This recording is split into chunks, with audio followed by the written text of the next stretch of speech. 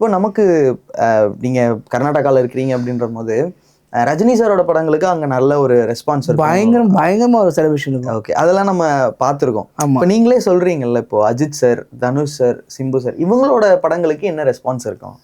So இப்போது Rajini sir படம்லாம் வந்து இங்கே எப்படி ஒரு ரோஹினியோ இல்லை காஸ் தேட்டர் எப்படி இருக்கோ, நம்மளுக்கு அங்கே நட்ராஜ் தேட்டரு, ஓகே, அதுக்கப்புறம் நிறைய தேட்டர்ஸ்லாம் இருக்குது, தமிழ் சென்டர்லாம் இருக்குது. ஓகே, அங்கே வந்து இங்கே என்ன செலிப்ரேஷன் ஒரு நாள் முன்னாடியே எப்படி பாலாபிஷேகம் என்ன ஒரு செலிப்ரேஷன் ஃபேன்ஸ் அட்ராசிட்டி என்ன இருக்கோ எல்லாமே அங்கே இருக்குது.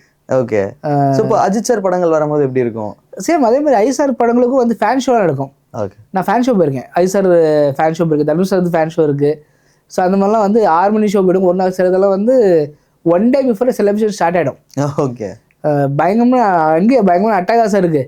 நிறைய தமிழ் ஏரியாஸ் எல்லாம் இருக்குது. ஓகே. ஸோ அந்த இடத்துல வந்து எல்லாமே ஒன்றா சேர்ந்து பயங்கரமாக லூட்டி அடிப்போம்.